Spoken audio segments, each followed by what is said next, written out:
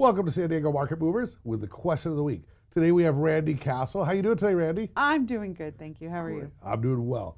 So with this historically low inventory market, how do you set expectations for your buyers? One thing that I have learned is that sitting down and educating the buyer is very important first off the bat. So the buyer knows what exactly they're getting into and they know if it's going to be something that they want to move forward with. A motivated buyer is going to be somebody who is approved for an amount that they feel they're qualified for what they want to purchase in the market.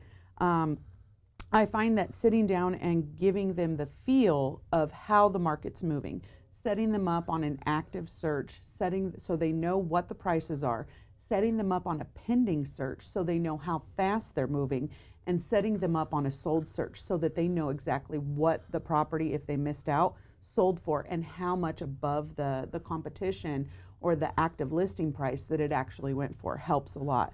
Another thing is setting them up for expectations of just because it's listed at this price does not necessarily mean that that's the price that it's going to sell for. I think one thing that I have found with my buyers that is very helpful is setting them up on the multiple searches so they can see, but then also having the expectation to know that, okay, I found my perfect dream house. Do not wait on this one. There's not an opportunity for you to sleep overnight on it, because as you're sleeping overnight, maybe somebody saw it the day prior, they've slept on it overnight and they've already put the offer in. If the seller is motivated, the seller is going to jump on a good offer.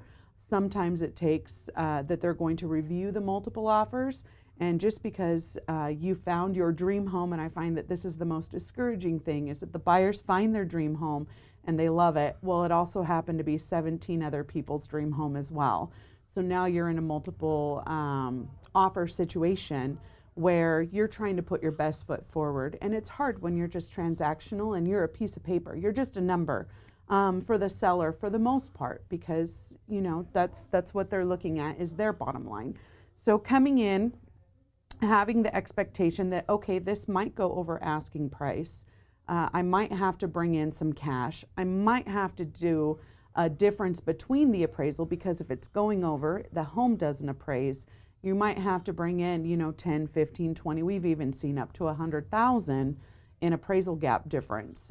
So letting the buyer know that this could be a possibility, having the reserves, getting them qualified for an amount.